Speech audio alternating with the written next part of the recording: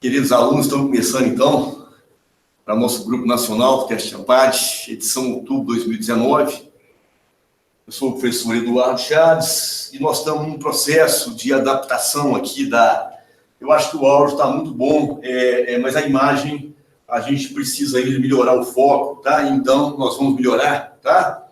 Vocês podem confiar aí, nós vamos dar para vocês o melhor, não é? Então, eu queria, dizer aqui para todos, sejam muito bem-vindos e muito obrigado por confiarem na equipe Ampad Eduardo Chaves, tá?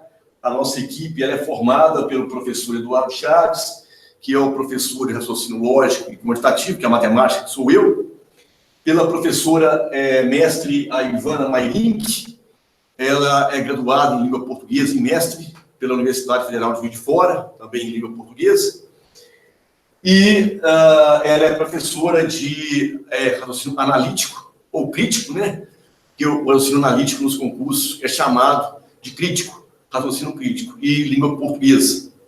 E a professora Daniela Chaves, que é a nossa professora de língua inglesa, tá?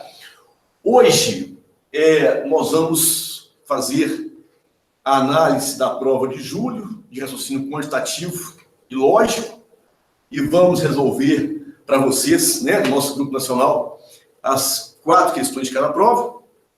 E amanhã a professora Ivana Mairink vai fazer algo similar, também a partir das 10 horas da manhã, para o nosso grupo nacional, não é? E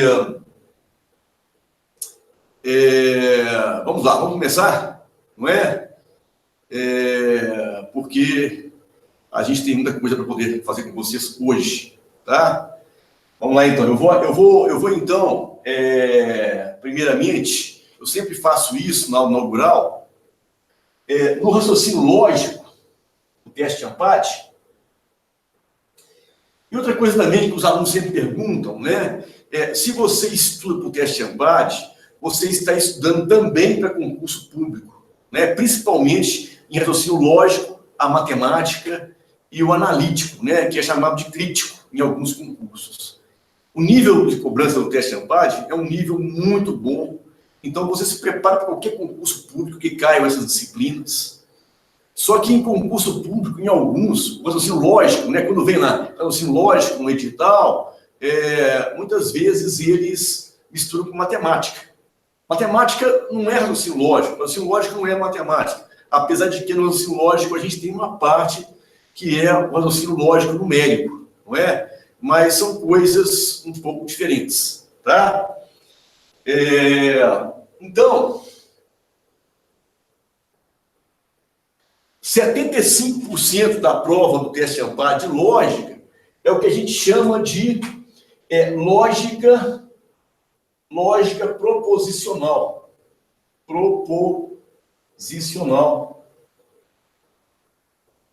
Que muitos autores chamam também de lógica formal, tá? Essa lógica, ela se subdivide em duas, assim, para nível de estudo, porque na verdade é uma coisa só. Mas a nível de estudo, a gente divide na parte 1, que primeiramente é a lógica sentencial, chamada de sent, tá? E a outra é a lógica da argumentação, chamada de arg, tá? Essa lógica proposicional aqui, ela pega aproximadamente, 75% da prova do teste Ampad. Pode ser um pouco mais, um pouco menos, tá ok?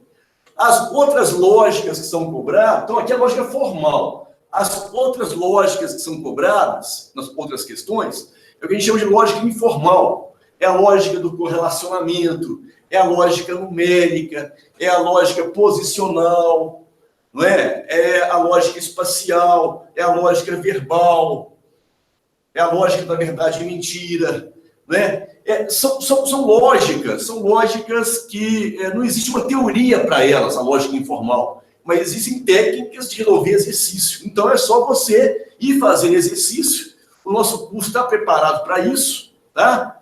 Nosso curso de lógica está todo divididinho, todo mastigadinho para você brilhar no teste de ANPAD e em concurso público. Tá bom? Então, eu vou abrir aqui a prova.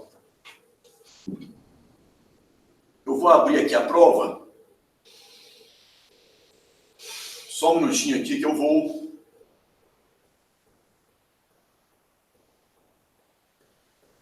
compartilhar com vocês, tá? E vou fazer essa leitura com vocês. Essa leitura das questões, ela vai durar uns 10 minutinhos, tá? Então, é muito importante o que eu vou falar agora. Você vai fazer aqui a prova de julho, ó, tá?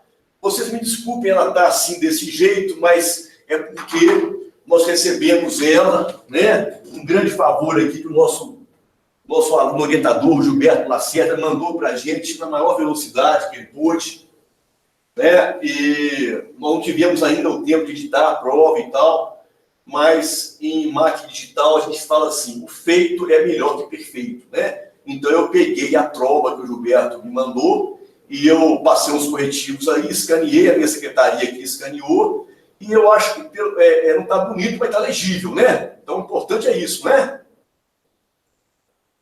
Nós vamos aí, não tem tempo hábil, digitar para vocês tudo direitinho, tá bom?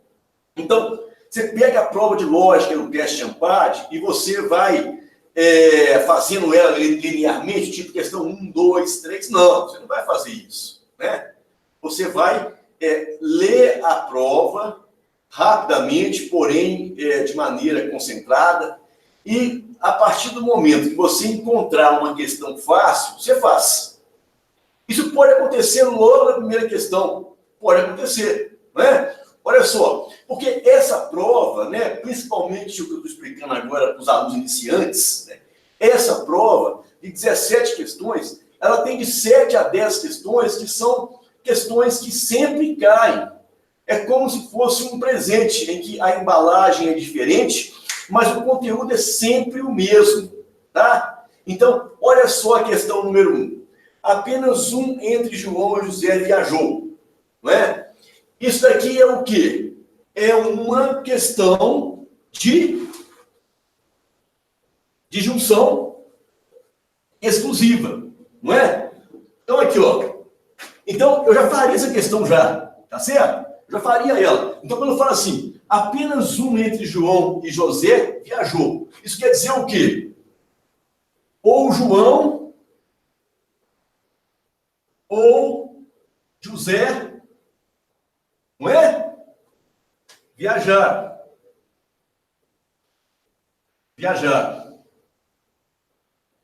Aí ele pediu o quê? Ele pediu a negação. Voltando para o quadro aqui, ó. Tá? Então, aqui,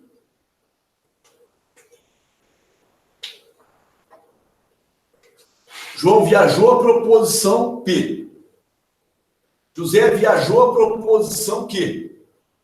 Então, o ou seria o quê? A disjunção exclusiva, não é?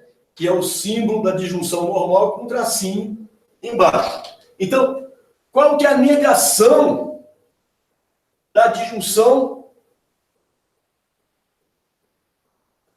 exclusiva? Qual que é a negação da disjunção exclusiva? A negação é só estudar lá as aulas iniciais, não é? A gente explica tudo, já falei, tudo mastigadinho, e depois a gente tem as leis de Morgan, né? A negação das proposições compostas, né? Que é uma continuação da tabela verdade, cara conectivo, não é? Então, a negação da disjunção inclusiva é a bicondicional. P, se, somente se, que, né? Então, como é que ficaria aqui? P, se, somente se, que. Ficaria, João viaja.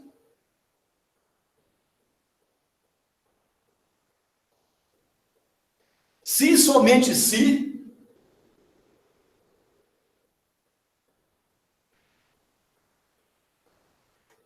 se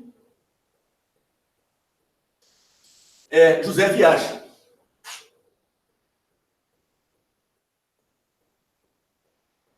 Tá? Isso quer dizer o seguinte: se João viaja, então José viaja. Se José viaja, então João viaja. Eu explico isso muito bem explicado lá na aula, muito mastigadinho, bonitinho. Se João não viaja, então José não viaja. Se José não viaja, então João não viaja. Tá certo? O antecedente é condição necessária para consequente. O consequente é condição necessária para a antecedente. Tá certo? Talvez na resposta você não encontre isso daqui. É porque seria uma grande moleza, né? Se viesse isso daqui dessa maneira. Não é verdade? Mas você vai ter uma opção lá que ela vai te dar, naturalmente, né? Essa resposta aqui, talvez de uma maneira diferente. A maneira de se interpretar, correto? Porque o teste de Ampade, ele é inteligente. O teste de Ampade não vai te entregar uma questão, não vai. Como alguns concursos fazem aí, não é? Então, olha só. Vamos voltar lá para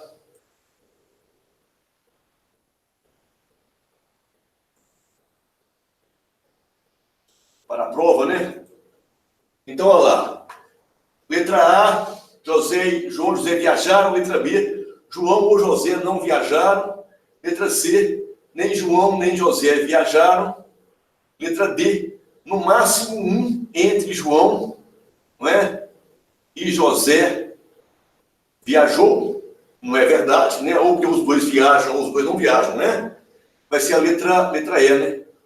João e José viajaram ou ambos não viajaram, que é equivalente a dizer que João viaja somente se José viaja. É, né? Uma questão facílima, então aqui letra E. Confere com gabarito, viu? Confere com gabarito. Agora, nós vamos continuar aquela leitura, tá? De classificação das questões. Depois eu vou, para os alunos do Grupo Nacional, eu vou corrigir mais 3 questões que eu considero fáceis, tá? Então, aqui, a segunda questão. Seja dada a proposição T, composta a partir das proposições P, Q e R, T. O fato de ser necessário, não é? A Luiz ser rico, para que ele tenha um carro, é suficiente para que o céu não seja azul. Aí ele explica quais são as proposições, e aí ele pede essa proposição aqui, ó, na forma codificada, né? Na forma codificada. Olha, essa questão 2, tá? Eu vou classificá-la aqui, ó, como uma questão fácil. Vou colocar 2F. Mas é uma questão fácil, mas é uma questão que, se você piscar, você erra. Se você piscar, você erra. Você tem que ter muita concentração. E essa classificação que eu estou fazendo aqui é uma classificação para quem está estudando. Porque para quem não está estudando, para quem não tem um processo, uma rotina, um planejamento de estudo, o que eu estou falando aqui não tem sentido nenhum. Porque todas as questões serão difíceis para a pessoa que não estuda. Não tem mágica. É sentar, não é? É sentar a bunda na carteira, vamos dizer assim, não é? E estudar, e planejar. Estudar de maneira inteligente. Então, a questão número 2, ela é fácil para quem está estudando, para quem está pegando aí os macetes do teste de Ampade. Questão 3. É uma questão de lógica numérica. Essa questão... Então, aqui, ó, eu vou daqui a pouco resolver a questão 2, que eu considero fácil, e a questão 3 também é fácil, uma questão de lógica numérica, para o nosso Grupo Nacional. Tá? Então, questão 3. Considere o conjunto P formado por os números N pertencente aos números inteiros, tal que N maior que 0. Seria o que a gente chama de naturais asterísticos, né? Natural sem o zero. Em P são definidas as sentenças, quer dizer, e aqui pede uma operação de diferença, não é? Então, mistura conjuntos também. Essa questão é fácil, tá? Então, vou colocar aqui, ó. Eu não posso perder na classificação. Depois, no final, nós vamos ver isso aqui, ó. No final, nós vamos ver isso aqui. Como é que ficou esse fácil, médio e difícil aqui, ó. Questão 4. Uma questão de lógica da argumentação. Não é? Mas essa aqui é uma questão que também está caindo bastante. Mas é uma questão que eu classificaria ela como média. Tá? Mas não é difícil, não. Mas assim, eu não faria ela de saída. Eu deixaria ela mais para, a partir do momento que eu terminasse o meu aquecimento, né, vamos dizer assim, com as questões fáceis, tá? Essa questão sim, para quem está estudando o teste de empate, essa questão está caindo sempre. E essa questão de lógica, na verdade, mentira, não é? É uma questão fácil. Já classifiquei ali. Questão 6. Facílima. Facílima. Lógica posicional. Questão de fila, né? Isso também está sempre caindo o teste de empate. Cai uma edição, na outra não cai, depois volta. Fica 2 sem cair, depois volta, né? Mas está sempre aí marcando presença a questão de lógica posicional. Eu chamo isso de lógica posicional. Alguns professores dão outro nome. Eu acho melhor chamar de lógica posicional. É de posição, em fila. As questões de fila, as questões de rodinha, né? Pulou 2 posições, não sei o que. Tudo isso aí é lógica posicional. Questão fácil. Questão 7, não é? Também muito comum, né? O conector bola mais, e ele é um conector oculto, né? Ele não fala qual que é, não é? Mas VVF, né? VFV, FVV e FFF, a gente descobre claramente que é uma disjunção exclusiva, não é verdade? Esse bola mais é uma disjunção exclusiva. A partir daí, né? Deixa eu só ver aqui, só um minutinho. Pode ser que alguém do nosso grupo nacional aqui esteja comunicando. Eu tenho aqui, estou no zap aqui.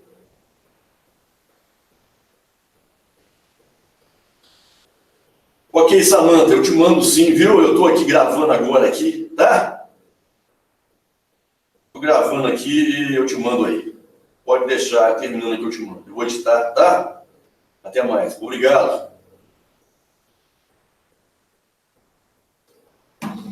E depois, né, ele coloca uma proposição composta aqui, ó, né? P bola mais Q ou P bola mais R é falso. Então, essa questão aqui, né, vamos colocar aqui que ela seja média, tá? Ela é, para quem está estudando teste de empate, ela é fácil, mas fazendo uma, porque essa classificação fácil, média e difícil, ela tem que ser uma classificação que ela leve em consideração as questões também fáceis, não é? Porque o fácil, médio e difícil é relativo. Então, mas se a gente comparar entre elas, então essa aqui na minha classificação é uma questão média. Eu não faria ela de saída, não faria. É muito fácil, né? Quem conhece o teste de empate, né? É muito fácil identificar. Essa questão 8 aí. Essa questão 8, ela sempre cai. Olha lá. Se todos os convidados são atletas, então algum grupo organiza eventos. A negação, né? Todo mundo que está estudando sabe, né? Que exclui lógica da argumentação. A negação de todo é algum. A negação de algum é todo. Não é? Então, está pedindo aqui, né? A negação da proposição acima, né?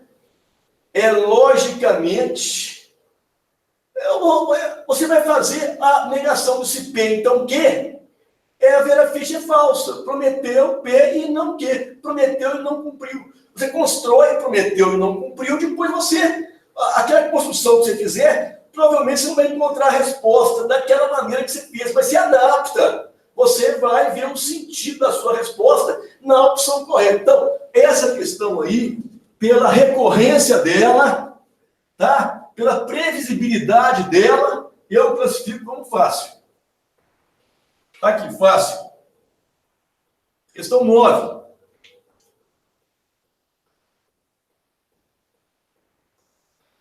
Dadas 3 proposições lógicas simples, P, Q e R, né? Considere a proposição lógica composta a seguir. Está aí. Para a proposição ter ser falsa, né, é suficiente. Muita gente confunde esse é suficiente com é necessário. É suficiente, né, quando você tem, né, aquela opção que, dentre outras, vamos dizer assim, né, tornaria falsa a proposição. E quando é necessário, seria aquela condição, né, que ela é sine qua non, ela é realmente necessária, vamos dizer assim, né? É o se, somente se, o necessário, né? Então, a gente já faz várias questões, os alunos continuam com dúvida, mas realmente os alunos esquecem, né? E tem que treinar sempre. Então, essa questão, eu classificaria ela, né, fazendo a comparação com as questões fáceis, né? Tem uma questão médica. Mas é uma questão que está sempre caindo, né? Essa questão 10 é uma questão de lógica, seja seu conjunto dos casos atualmente disponível no mercado e considere as seguintes sentenças, não é? É uma questão de lógica dos codificadores, não é? Logicamente, os codificadores é a continuação também de uma lógica proposicional, até se insere dentro da lógica proposicional. Essa questão é fácil. Essa questão é fácil, tá?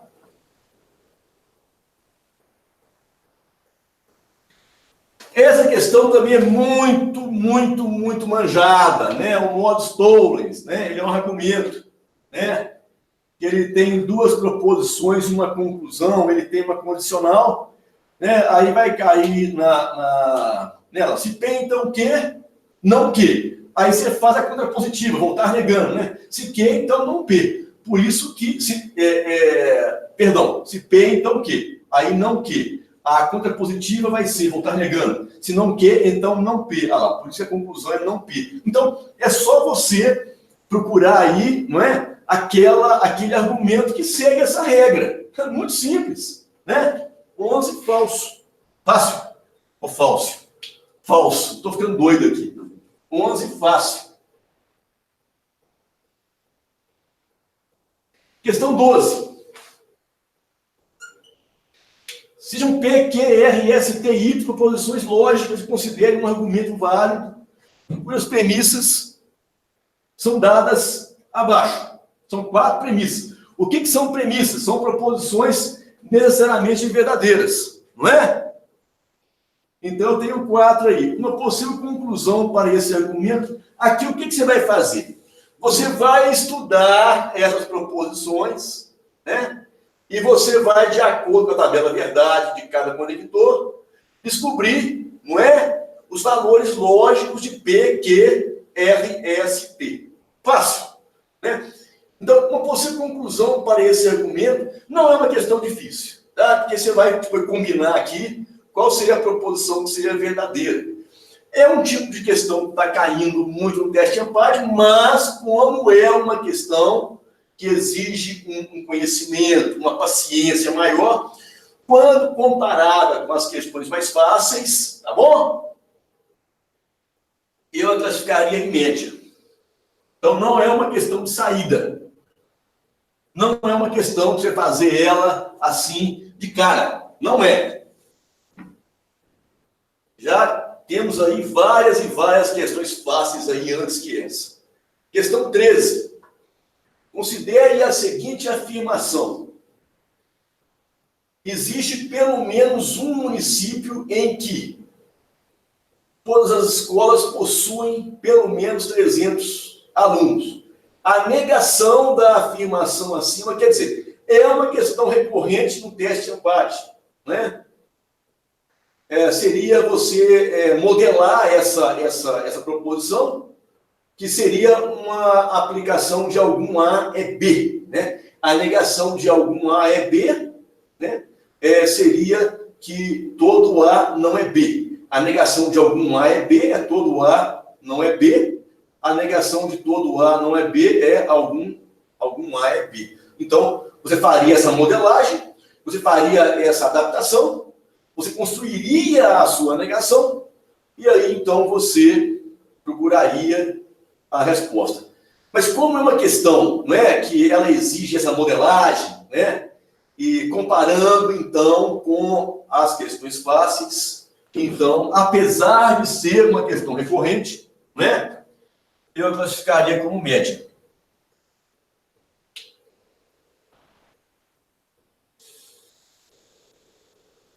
Duas proposições lógicas simples, P e Q, e uma proposição lógica EPQ composta a partir de P e Q.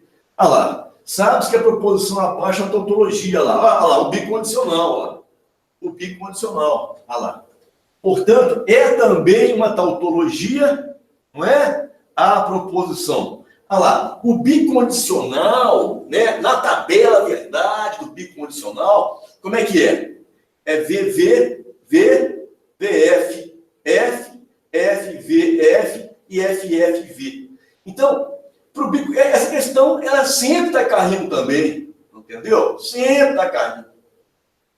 Talvez você gaste um pouquinho de tempo aí, porque você tem que pegar o trecho da bicondicional, porque o bicondicional, duas proposições, né, são verdadeiras, como se fosse tautologia, duas são falsas, né? A tautologia é quando fosse VV e FFV, né?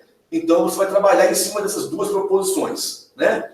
E aí você vai descobrir quais seriam os valores lógicos de P e Q. Depois você vê qual que é a proposição composta aí que vai ser uma tautologia, né? Eu classificaria seria um fácil. Fácil, tá bom? Tem mais fácil, né? Mas falar que é médio difícil, aí eu acho que é abuso, né? Olha lá, questão 15, né? A questão 15.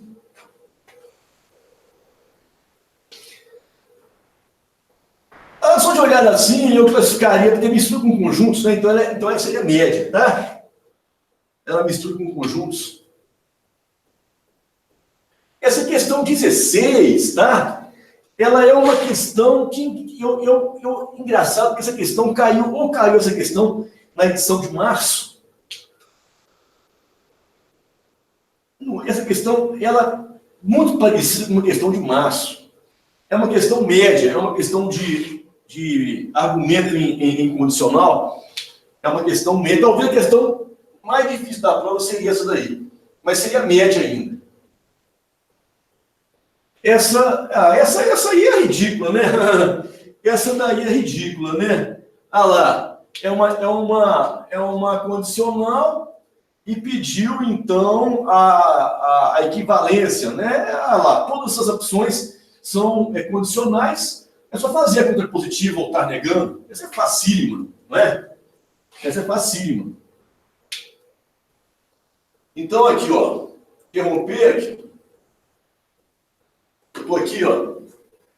Tá? Então, olha só o levantamento que eu fiz aqui. Olha o levantamento que eu fiz aqui. Essa eu já fiz já, né? Então, quantas questões... O que eu falei com vocês? Tem de 7 a 10 questões fáceis, recorrentes. Vamos ver se é isso mesmo? Vamos ver? Aqui, ó. A primeira, 1, 2, 3, 4, 5, 6, 7, 8, 9. Olha lá, bateu. Eu falei entre 7 e 10. 10 questões fáceis. Olha lá. Então, 10 questões fáceis. Olha lá. 10 questões fáceis. E quantas médias? As restantes só. São 7, né? Lógico. Né? Nem se tem um tempo difícil aqui. E 7. E 7 questões médias. Estão vendo? Que legal? Então vamos lá. Não é? Só vou apagar aqui, e aí nós vamos corrigir agora mais 3 questões e depois a gente passa para o quantitativo, tá? Vou apagar aqui, ó.